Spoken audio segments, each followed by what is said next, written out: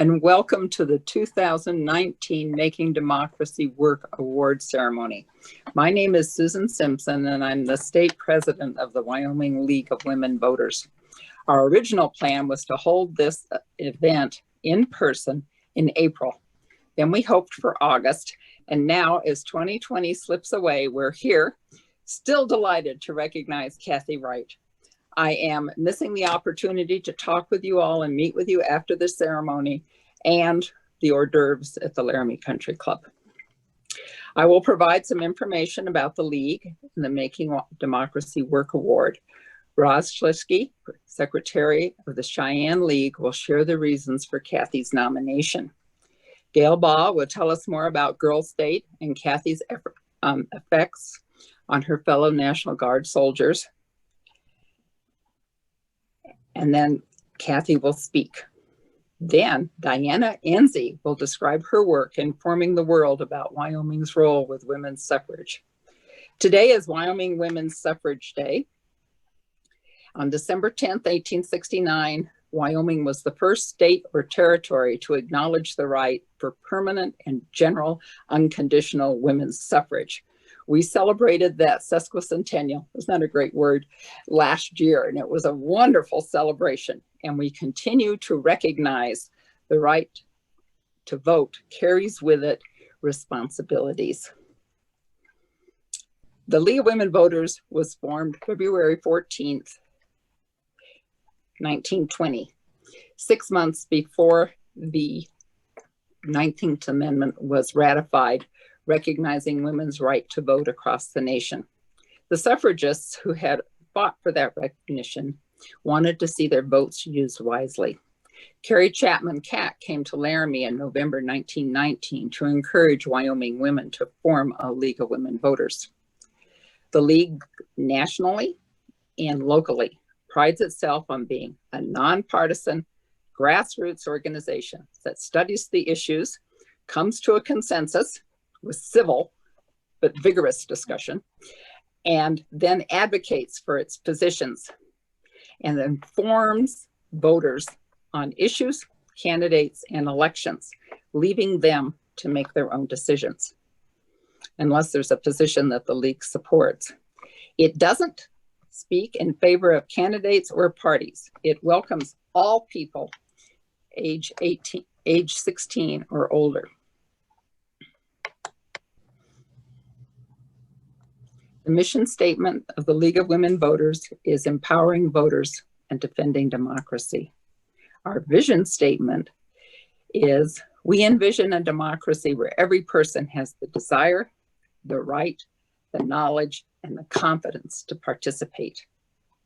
The Making Democracy Work Award winners earn the award by their actions. Nominees cannot be members of the League, but we hope they will join, and cannot be elected officials. The nomination form asks what the nominee has done and asks for letters of support from the community. Past winners have made democracy work in a variety of ways. Educated voters are fundamental to the future of our country. Kathy Wright joins a list of honorable people who've worked to that end. Here are some examples. Mary Garland L. Bogan supports civic education through the L. Bogan Foundation, the We the People program, and Wyoming History Day, among other programs. I'm not describing everything the L. Bogan Foundation has done because the list is very long, but working to have students learn about our democracy and how it works is an important part of what the L. Bogan Foundation does. And as a Wyoming History Day judge, I can say that that program and the We the People program have had a real impact on students' enthusiasm, interest, and knowledge about history, including American history, Wyoming history, and local history. I have been very interested to hear several presentations on the Black 14, for instance.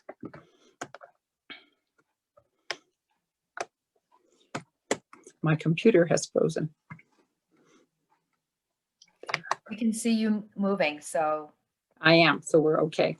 Matt Stranagan, the state coordinator for the We the People, the Citizen and the Constitution program, is another winner. In this program, students prep for competitive hearings as they learn about the Constitution and the Bill of Civil Rights, the Bill of Rights. Their goal is to learn commitment to Constitution's value, civic competency, and responsibilities. They become experts on areas of the Constitution and testify on their issue before a panel of judges, legal scholars, lawyers, and civic and community leaders. Winners can attend the national competition, just as the Wyoming History Day winners do. Arshi Rizwani Nisley is a third winner.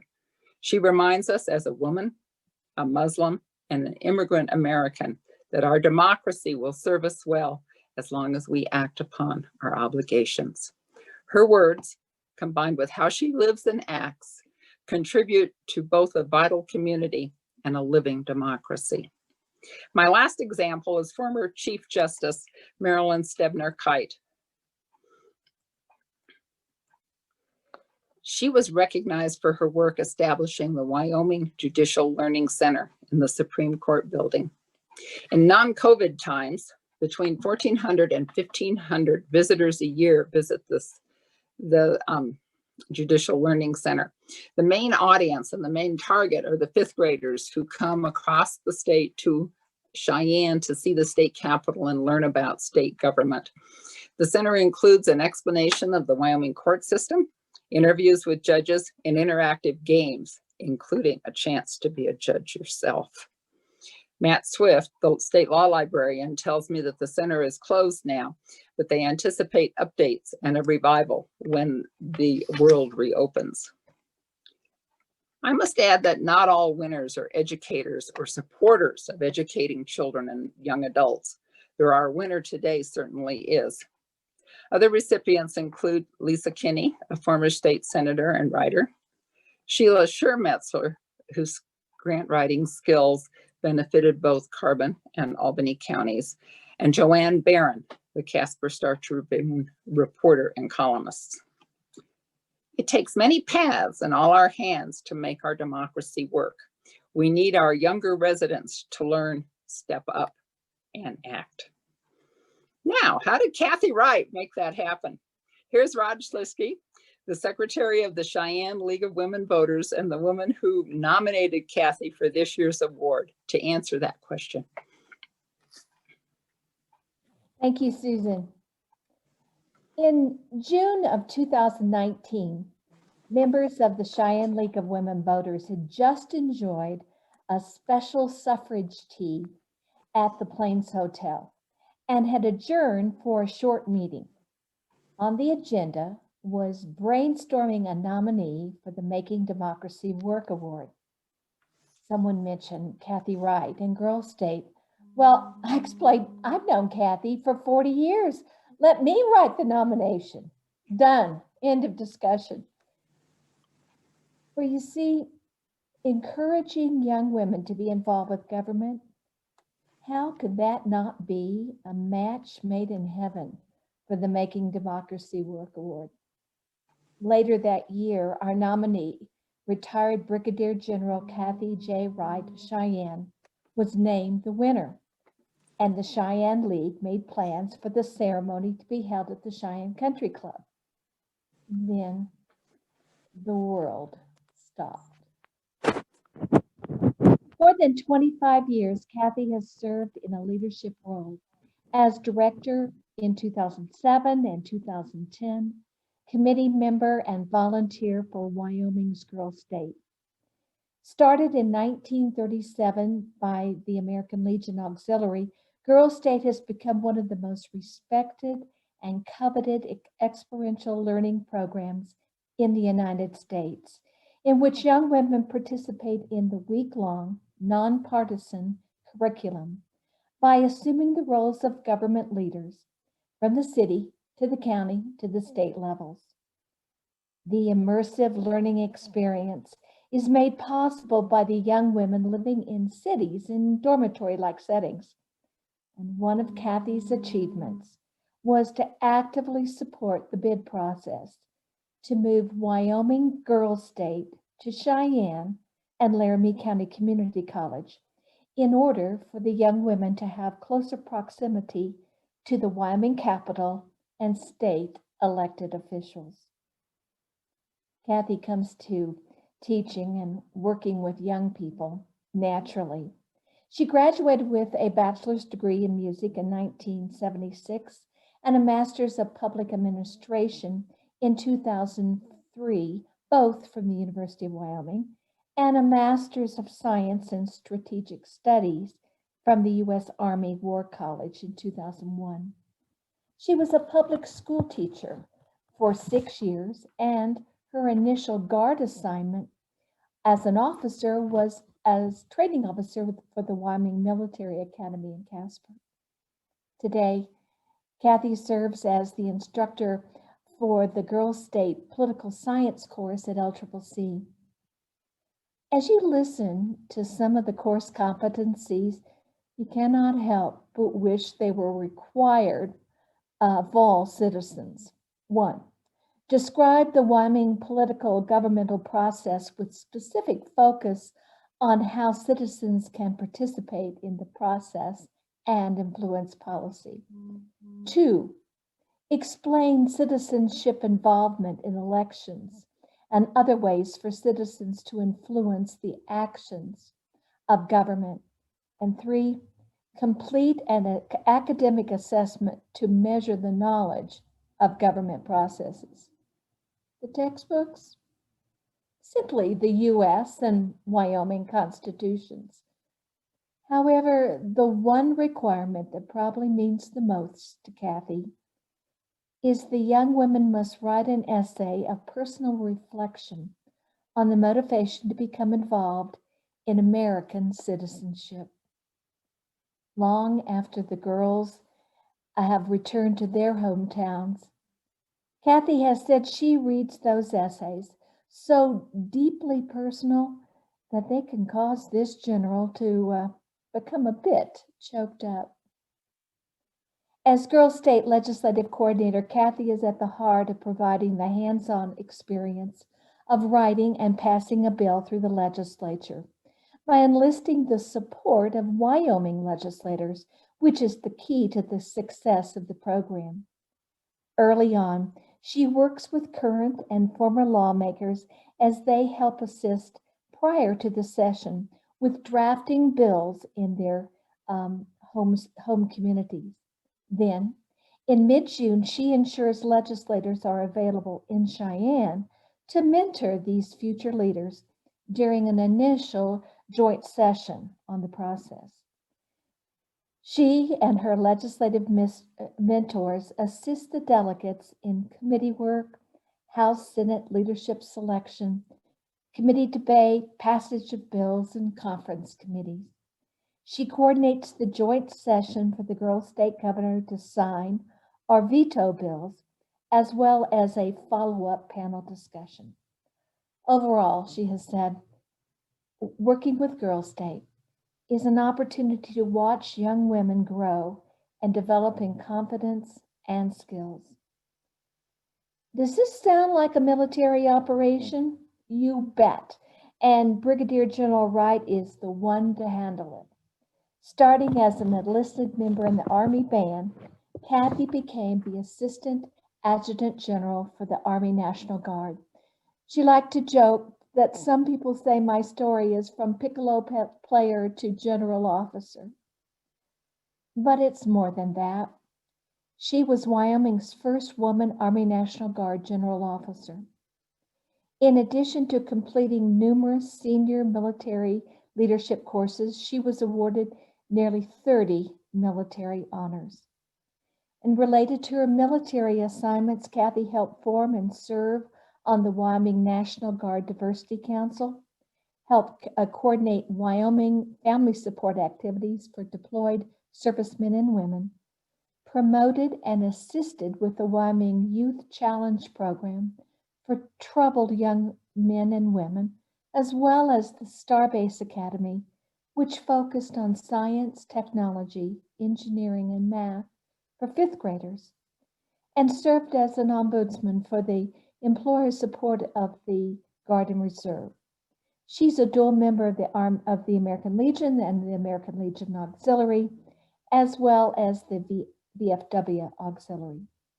A graduate of Leadership Wyoming and a Leadership Cheyenne, Kathy is active in Beta Sigma Phi, Chapter Z of PEO, and the Cheyenne Frontier Days Indian Committee. Soldier might be her profession, but teacher is her passion.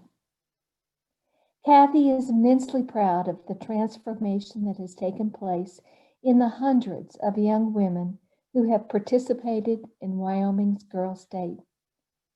She understands more than most that to really make democracy work, we must inspire young people one at a time.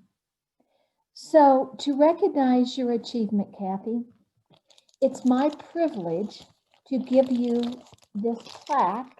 Well, we didn't see it, but you'll see it soon. Eventually, you will see this plaque.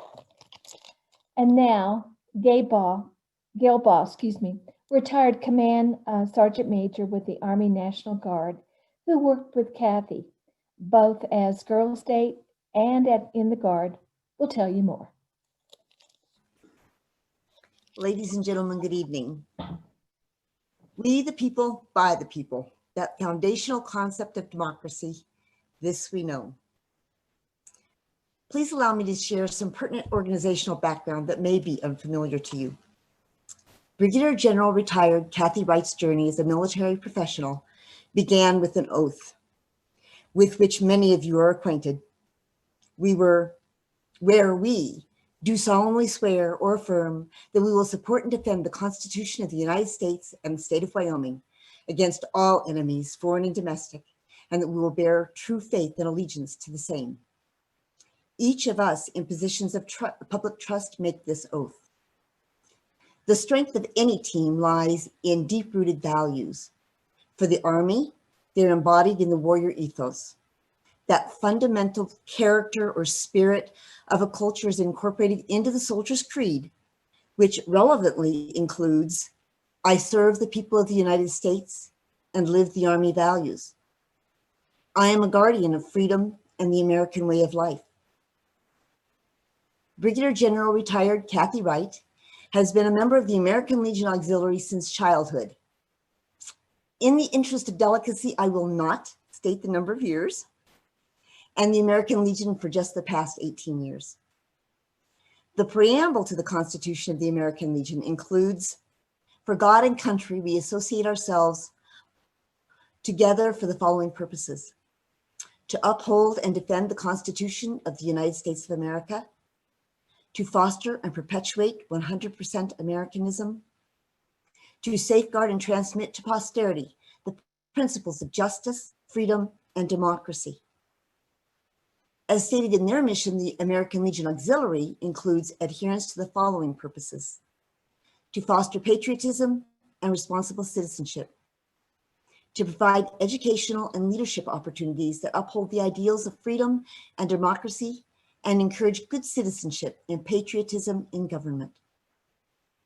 You learned from the award nomination that as a program of the American Legion Auxiliary, Girl State has become a well-respected and coveted experiential learning program. It's clear how General Wright's membership in the Guard and affiliation with the American Legion and Auxiliary informed her 25 years serving in most every role on the Wyoming Girl State staff. It was in the mid-1980s when I first met Lieutenant Wright, then Lieutenant Wright. She was commander of the 141st Military Police Platoon. In the following decades, our paths crossed a number of times as we served in the Wyoming Army National Guard.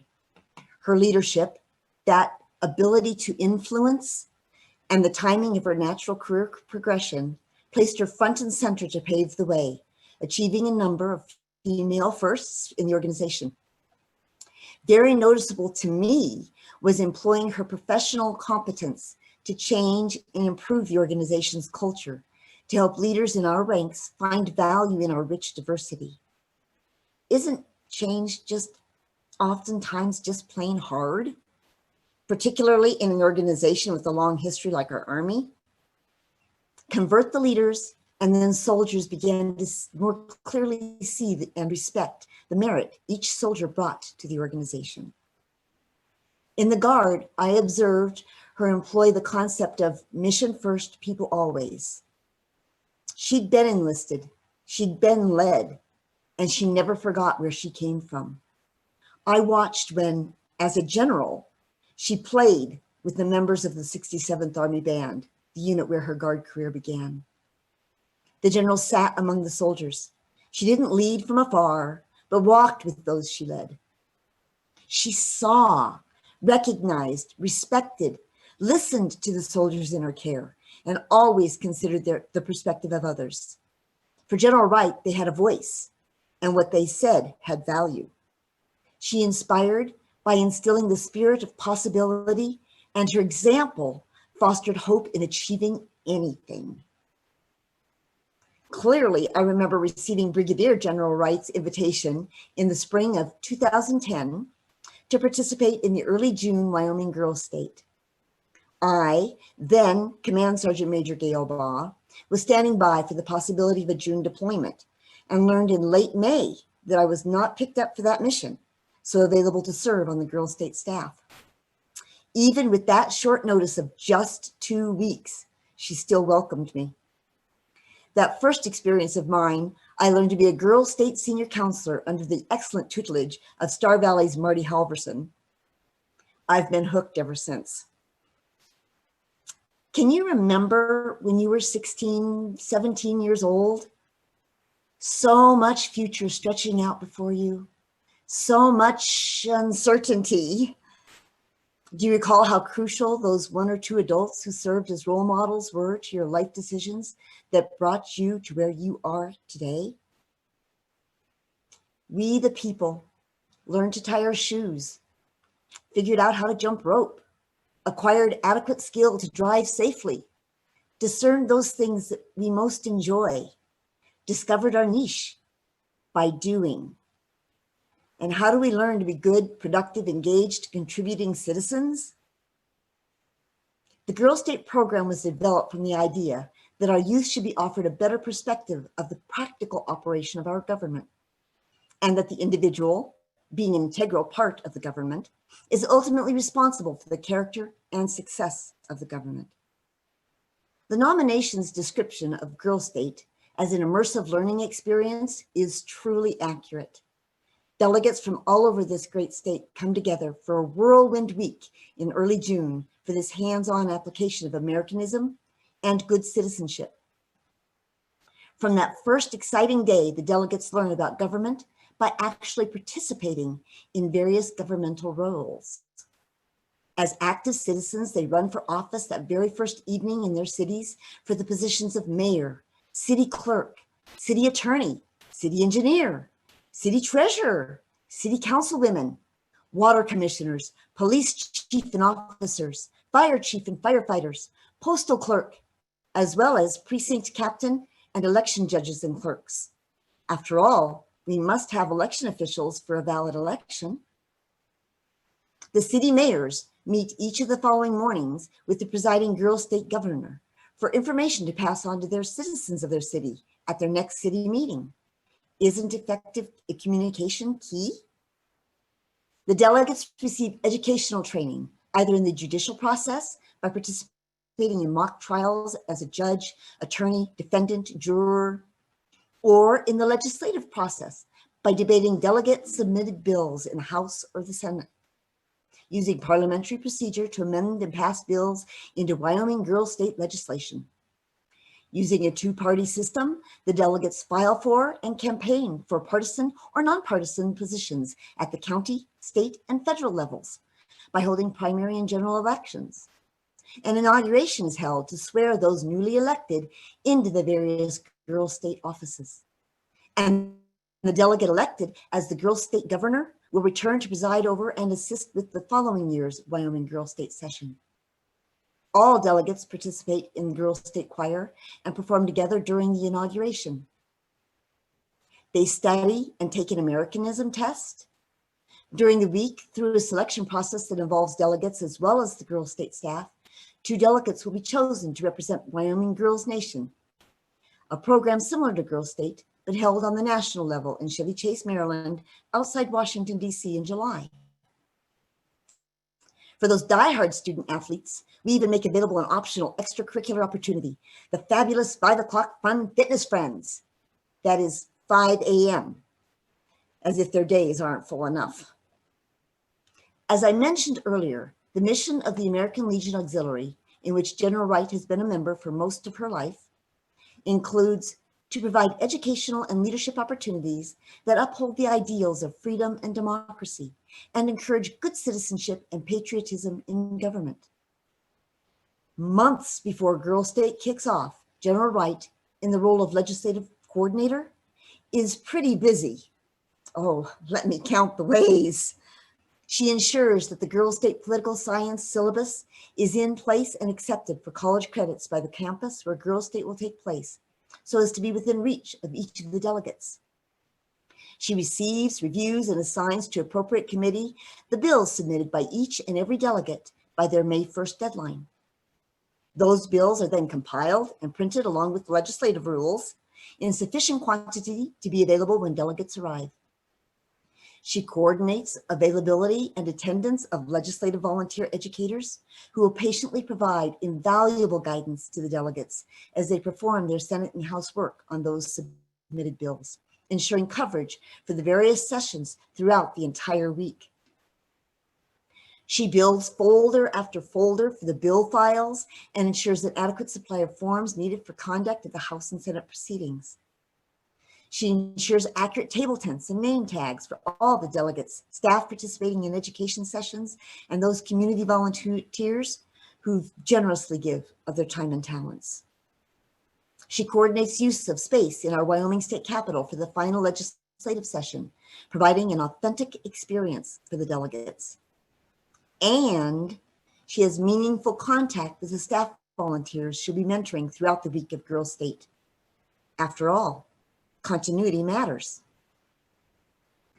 Now, during the actual week of Girls State, she oversees the process during House and Senate education sessions to ensure the bills flow through and the Girls State governor has some to sign or veto at the end of the week.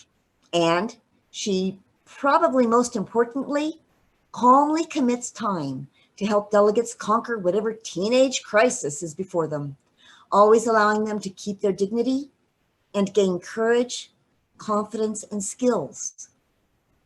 In unforgettable ways, she helps them to experience democracy at work. And then, the month following Girls State, she receives and reviews every single one of the delegate essays required for the successful course completion and college credit. Only when that task is complete can she call Girls State concluded for that year. Phew.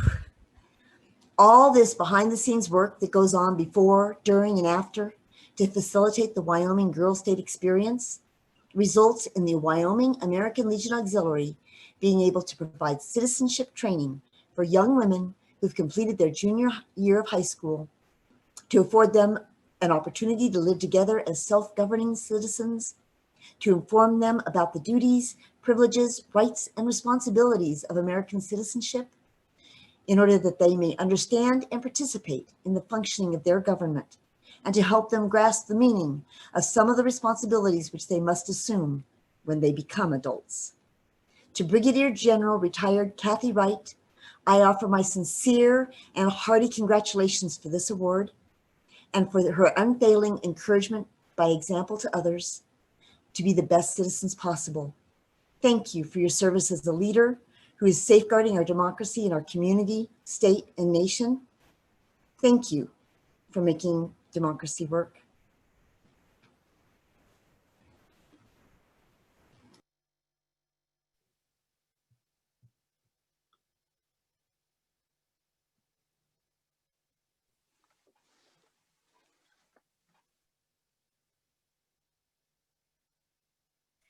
Susan, unmute, please.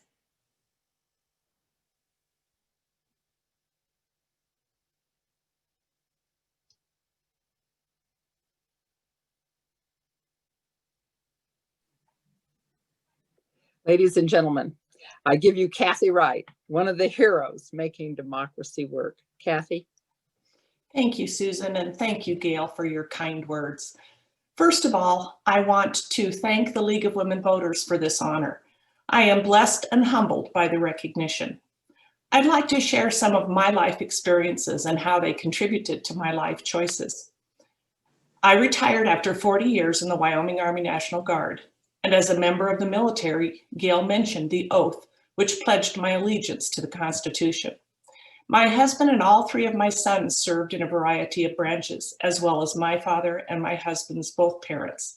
So you see, our family has a long history of patriotism and Americanism. Our democracy is something that is very dear to me, and I find the workings of government fascinating. During my time in the military, I had numerous opportunities to work at both the state and national level with the executive and legislative branches of government. My experience was primarily in liaison roles focused on informing state leaders and members of our congressional delegation on issues important to the Guard. I even served as the chair of the Personnel Task Force in our professional organization, researching and drafting resolutions for presentation to Congress. I served as the Human Resource Officer for the Military Department for 10 years, and during this time was when I completed my Master's of Public Administration. I was stimulated by the history of the formation of our government and how it has adapted through the years. Many aspects of employment are constitutionally based and protected, so the experience and learning fueled my interest in government. Living in Wyoming, we have the benefit and access to state and national leaders that is sometimes not enjoyed in larger states. I think it was Governor Sullivan who stated, "Wyoming is like a small town with really long streets." It was through the National Guard that I was exposed to the American Legion Auxiliary Girl State program. Even though I was an auxiliary member since I was 8 years old, I did not have the opportunity to attend Girl State because we moved during my junior year. In 2000, the National Guard asked me to attend the Girl State session to see if there were ways that the Guard could support Girl State as they had done for Boys State for many years. This experience was my first time to spend a week with so many outstanding young ladies and to meet the committed staff. Remember, I have 3 sons.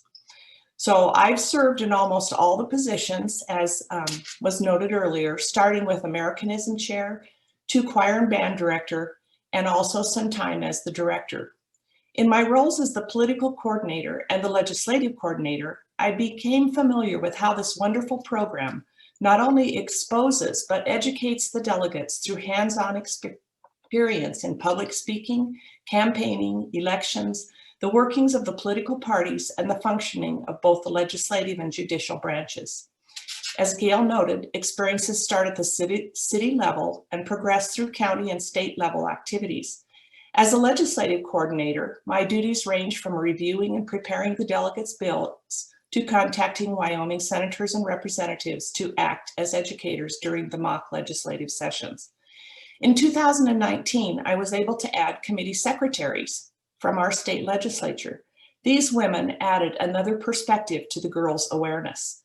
Every delegate must write a bill. These are assigned to committees where the girls do that committee work, and the secretaries added a huge benefit to that. And then they conduct the House and Senate sessions to include joint conference committees and finally the passage of bills into law. The girl state governor either signs or vetoes the bills that are passed by legislators. Focus is on process, but I love to watch the passion of the young women as they experience and learn. Without the assistance of local educators and attorneys, these sessions would not be as stimulating and educational. A big thank you to those volunteers for their interest in our youth and their willingness to share knowledge. Losing my place here, and their ability to share their knowledge with the young women. This excellent program is a sum of dedicated staff and community and state volunteers. I'm honored to have been afforded the opportunity to serve. A number of years ago, I was instrumental in achieving recognition for 3 college credits for participation in Girl State. And Roz mentioned the requirement to write an essay focused on what the delegate learned and how they will apply this in the future. Grading these essays has afforded me the opportunity to validate the level of learning. The girls often note the nurturing environment and the friendships that they make. In addition, they also acquire an appreciation of our veterans, the inner workings of the legislative and judicial process. They learn to appreciate how one vote can make a difference and how they can get involved, because as we know, every vote counts. 2 specific experiences I'd like to highlight are, and this first one was mentioned in a young lady's essay, they raise and lower the flag every day and are taught things about flag etiquette. So this young lady and her mother were driving down Del Range on a Sunday, and she noticed that the flag at the bank had fallen from the staff and was touching the ground. She made her mother turn around and go back to the bank to rescue the flag. She taught her mother how to fold it because she had learned that at Girl State, and she placed it between the doors so that the bank personnel would find it when they came on Monday. It just warms my heart to know that the young ladies are learning respect of our national colors, which means so very much to me. The second one I'd like to share was shared with me by some election officials in one of our smaller communities. They had a young man come up to register, and he had all sorts of questions. And they explained the process, and he asked more questions, and finally he ambled off to vote. The next person to register was a young lady who had attended Girl State. They anticipated that she might also have questions and concerns about how things worked. And they said, "Do you have any questions?" And she said, "Oh no, I voted at Girl State. I know exactly what I'm doing."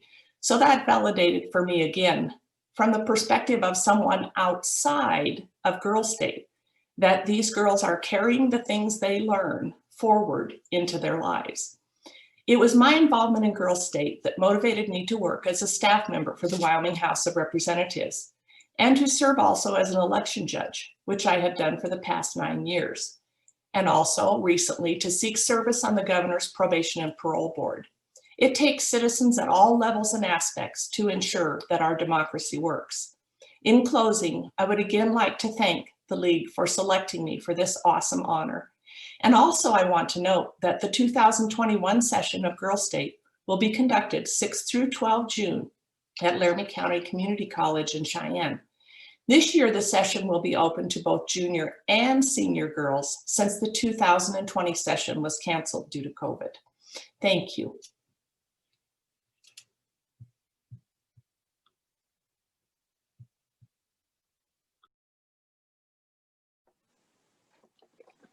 Our final speaker, Diane Enzi, really needs no introduction. Just to confirm that, I Googled her name and I got 207,000 hits. Diane is from Gillette. She's been living between Gillette and Washington, D.C. since 1991. She's a woman active in her communities, chair of the Gillette Bicentennial Committee, president of the Congressional Club, an officer in the Senate Spouses, a spokesperson for breast cancer awareness. She worked with Wyoming children to send a landmine detecting dog to Sri Lanka. And my favorite, she brought Carla Hayden, the Librarian of Congress, to Laramie and to Cheyenne for the Louisa Swain celebration in 2019. And then in 2020, she came with a semi-truck and trailer. It was great. She's a voice for Wyoming in the world and will share her efforts to educate the outside world about suffrage in Wyoming. Diane.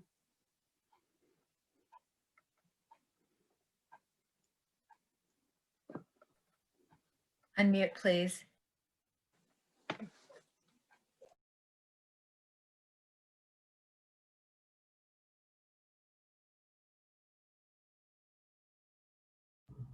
There. Okay, thank you. I'm so sorry. I'm using someone else's computer and I'm technologically illiterate. Can you hear me and see me? Yes, great, thank you. Okay, thank you. Thank you very much, League of Women Voters, for asking me to be a part of this evening. It's a real honor to be here, and I want to congratulate Kathy Wright for the Making Democracy Work Award. I want to say it's great to see her example, for her leadership for time to make the world and Wyoming a more connected place, and for her work in introducing girls to the rights and the responsibilities of citizenship. I was a Girl Stater too. In 1966, so that dates me a bit, I had the privilege of being selected as a delegate to Girl State from Sheridan, Wyoming. I still remember the skit that we did, that the Sheridan girls did, that we were required to perform. I remember our outfits. I remember the oldie song that we chose and how really not very good we were at singing it. I also remember all the Girl State songs like "We Are the Future Builders, Builders in a Band." Can't sing very well, but I still remember it. And I even ran for an office and was elected mayor of Meadowlark. It was a life-changing experience for me, along with a couple of others that happened that year. So I love Girl State, and we've been back many times over the years. Mike was a Boy State delegate, and a highlight of his year every year has been attending the Boy State session down in Douglas.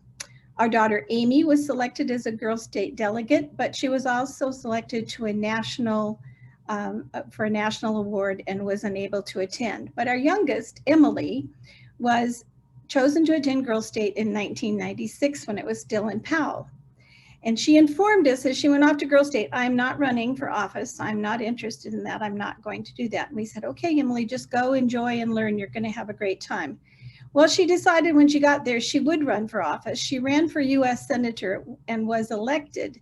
And when they did the interview after the election, she said, "I just hope my father can follow in my footsteps," because Mike was in the middle of his first campaign at the time. So we have great memories. She and Kara Calvert were elected as U.S. Senators from Wyoming at Girl State, and they remained friends, and Kara became a staff person on Mike's staff later on. In our family, we have several rites of passage, and each of our kids looked forward to them as milestones in their growing up. One of those was the day they turned 18, Mike went to school, checked them out of school, took them to lunch, and took them to register to vote. He didn't tell them how to register to vote, but he said, "You are now an adult citizen as far as the United States of America is concerned, and this is a right and privilege that today you will sign up for and you will exercise."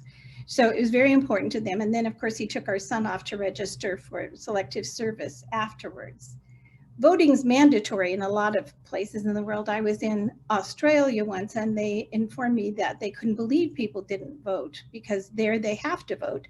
And there's a $20 fine if you cannot vote unless you can show a valid reason why you couldn't show up. One of my favorite stories is just after the Iraq War, President Bush introduced a young woman from Iraq up in the gallery at the State of the Union. She had been able to vote for the first time, though I think it was her father and her brother had both been killed in this conflict. She stood and she held up her purple tainted finger because in order to vote in Iraq, you had to go and you had to dye your finger when you voted. It meant that you couldn't vote again, so you could only do it once, but it also meant that it marked you and people were not so sure they wanted everyone in Iraq to vote. And so you walked around with that. And here's another lesson we learned from her. The next morning, God was so kind to sit us next to her at the National Prayer Breakfast. And she told us that before they went to vote, they went house to house and modeled their clothes and said, "Do you like this outfit?" And they would say, "Oh, not that outfit, that outfit. That's a perfect outfit." Because they wanted to look their finest to vote. They had to stand in long, long lines and worry about snipers and car bombs. But they were going to be dressed up for this privilege that they have never exercised before, never had before. So after that, Mike and I quit climbing off the roof after cleaning the eaves, and we dressed up to go vote every single time. We never showed up in our jeans and our sweatshirts anymore. We made sure that we were dressed up to vote. Some places in the world, they still can't vote easily. You know, Wyoming has many firsts. You all know those: First National Park, First National Monument. We're even the first state to have an under the lights football game between Midwest and Casper in 1925. So we have lots of firsts, but the one I'm the most proud of is that we were the first province or government to give women the right to vote. Now in DC, they don't know that, even though I've tried to inform them. As we were getting ready to celebrate this occasion in our state, I started going around to different displays and museums in DC to see how they had noted that. And I found out that they had not. The Sewell Belmont House is on the corner from the the Hart office building, pardon me, Kathy. And this is it's kind of the home of the National Women's Party, but it's dedicated to women's voting. So I toured the whole thing and I didn't find a single mention of Wyoming at all, and certainly not to be the first to allow women to vote. So I asked for a meeting with the director and said, I'm just concerned about this. I think you've omitted history a little bit. And they informed me that there were so many more important things to note there than that. But if I was willing to raise $10,000, I could become a member of their board. And then if I wanted to raise a little bit more money, I could do a traveling display for Western voters at the time of the celebration of the 100th anniversary of women to being able to vote nationally. And I said, thank you very much, but we don't need to pay to play.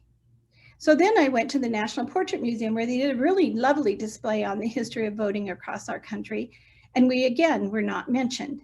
There was a giant map that showed that the spread of women's suffrage actually moved west to east, not the other way around. And that map is the one that came with us on the bus when we sent the display from Washington. So it was very upsetting to me that they didn't think that that was really important. Affie Ellis went there and tried to convince them of the same thing. The next thing that happened was we went to a dinner at the Library of Congress, and we were sitting next to Carla Hayden. And she was talking about how they were getting ready to do this whole display on women's suffrage.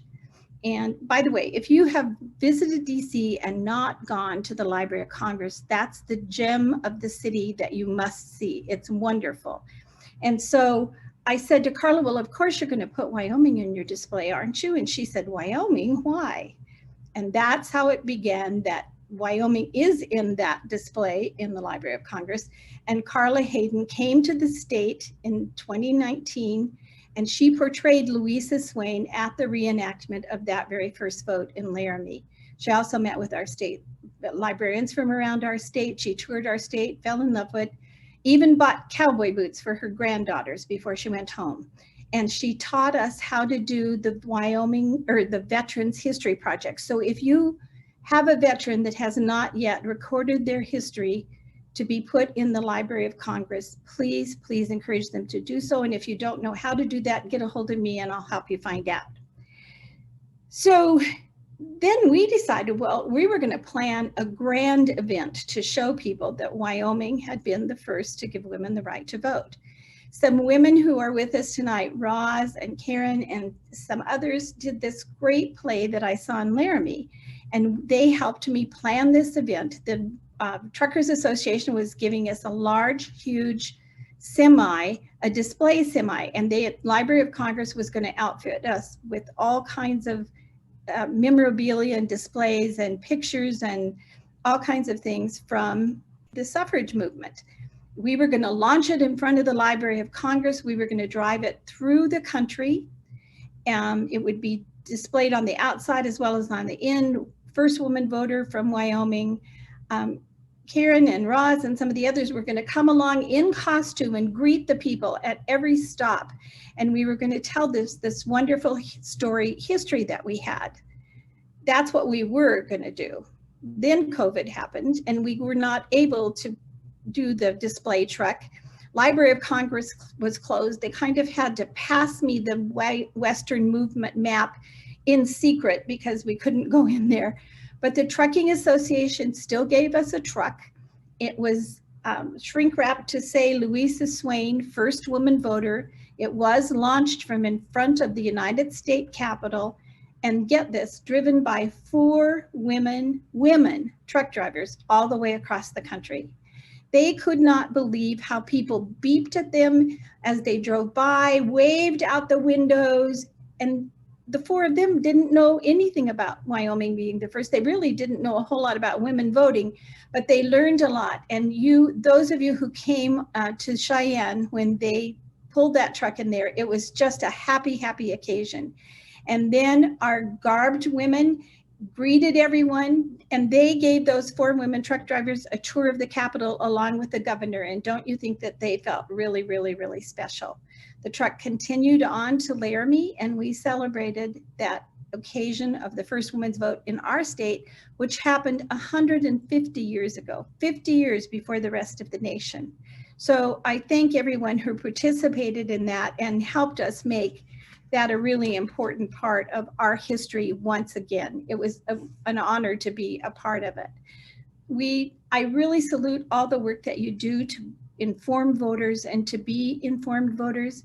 And I really encourage you all to keep up the work on that right now, because our nation, our people are not trusting the voting process. And I don't mean just on one party side or the other.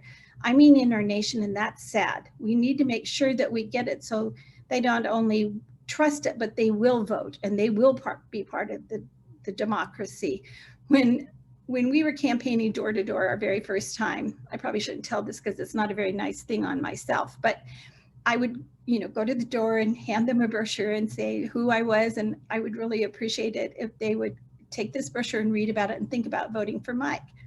And I only remember a few people who told me they wouldn't, although there were probably a lot more, but they never told me. But I do remember the 3 people who said to me, oh, I don't vote. It doesn't matter anyway, I wouldn't vote. And so I would say, well, if you don't vote, you don't get to complain. So if you don't vote, you give up your right to complain, and that's it. And I would go to the sidewalk and Mike would be down there waiting for me saying, what did you say to those people? I said, well, if they're not going to vote, they shouldn't complain either. We get a chance to do that in this country. They should do it. And he said, I wonder how many people went, well, I'm not voting for that man for sure. But I still believe that. I really do. We are so fortunate to have that right in our country. And it's a responsibility for us to exercise that wisely. So thank you for everything you do. Thank you for having me be a part of the evening. And hello to all my women's suffrage friends who we were going to make such a mark on this country when we went across, but we'll do it again sometime. Thank you very much.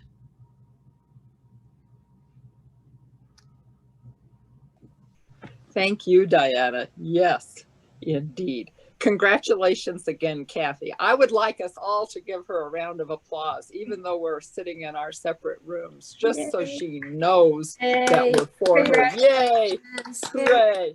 Thank you so much. Are there any questions or comments?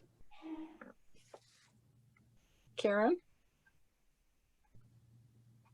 I don't see any questions or comments. I would like to briefly show everyone what the plaque looks like, though. So, oh, please, yes. We'll hold just for a moment. I'm going to show that. I think you can see it now. You notice it's actually in silver, although it looks sort of blue. This is the plaque that Kathy will receive at some point here. And we're very excited to be able to present that to her. And congratulations again, Kathy. I can't imagine a more worthy recipient of our award. Me neither. And thank you. Again, thank you, everyone. If anyone does have any questions or comments, I'll hold off for just a second to let people type something in if they would like. And I would also like to make sure we thank our speakers. And again, thank you to everyone who attended. Oh, I would like to thank the Cheyenne League and its members for once again creating a memorable event. I hope that everyone here saw the play. In fact, I hope you saw the play more than once because it merits seeing again. It was wonderful and a great way to celebrate our sesquicentennial. So thank you to everyone who came and participated. And Kathy, keep up the good work. It's so important. And we do have a comment. Robin Hill is thanking everyone in Cheyenne for our presentation, and congratulations to Kathy Wright. Yes. And I believe we will be ending our meeting. Thank you everyone for attending, and thank you for our panelists. And again, congratulations, Kathy. Bye. Thank you. Bye-bye.